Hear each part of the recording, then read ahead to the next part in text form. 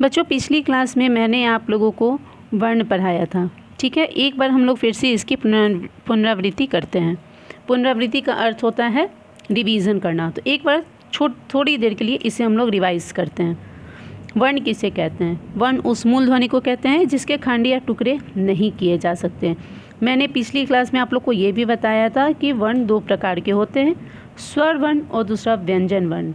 स्वर वर्ण किन वर्णों को कहते हैं? जिनका उच्चारण स्वतंत्र रूप से होता है उन्हें स्वर वर्ण कहते हैं। यानी जिसके उच्चारण में किसी भी अन्य वर्ण की सहायता न ली जाए वो स्वर वर्ण होता है।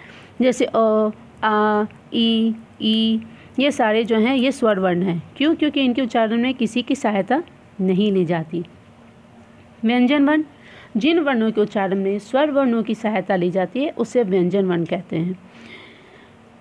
जैसे क, ख, ग, घ, अंगा, च, छ, ज, झ, इया, ट, ठ, ड, ढ, अड़, त, थ, द, ध, न, प, फ, ब, भ, म, य, र, ल, व, तलाभ्य श, मूर्धन्य स, दंत स, ह, छ, त्र, ज्ञ।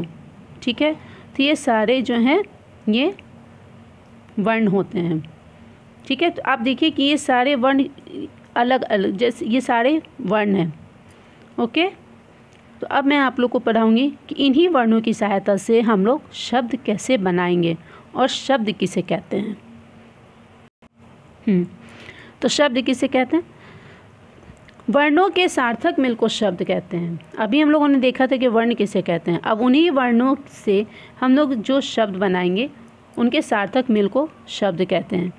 जैसे यहाँ पे आप देखिए, मैंने यहाँ पे लिखा है क, तो यहाँ पे सिर्फ क लिखा है, उसके बाद प्लस का साइन है जिसे हिंदी में हम लोग जोड़ कहते हैं।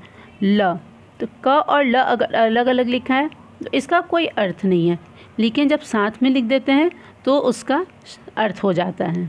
ठीक है, जैसे कल, कल का मतलब क्या हो? या तो आने वाला कल या बीता हुआ कल। उसी तरह से देखिए यहाँ पे लिखा है क, ल और श, ये तीनों अलग अलग लिखा है, फिर इसे मैंने एक साथ लिखा है, तो इसका क्या शाब्दिक अर्थ हुआ? कलश।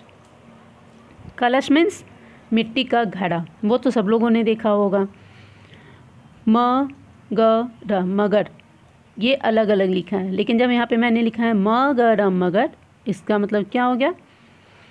मगरमच्छ, क्योंकि मगरमच्छ को हम लोग मगर भी कहते हैं। न, ग, र, न, ग, र, इसका कोई अर्थ नहीं है, लेकिन जब साथ में लिख दी तो क्या हुआ? न, ग, र, नगर। नगर का मतलब होता है शहर। न, ह, र, नहर, शहर, शहर, महल, महल, सरस, सरस, सरल, सरल।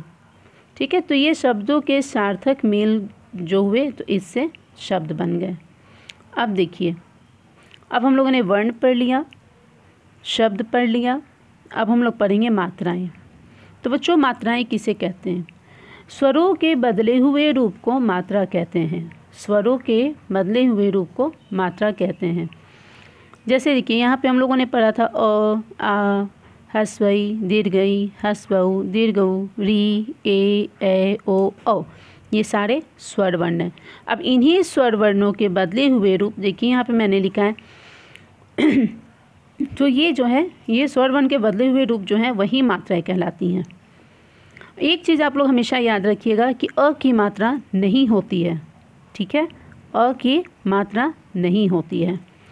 आ, हस्वई, दीर्घई, हस्वऊ, दीर्घऊ, री, ए, ओ, औ, ये सारे जो हैं ये मात्राएं हैं और ये स्वरों के बदले हुए रूप हैं।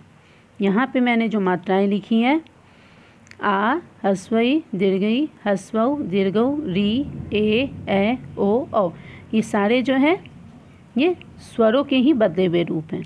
तो स्वरों के बदले हुए रूप को मात्रा कहते हैं। ठीक है, तो आप लोग क्या करेंगे?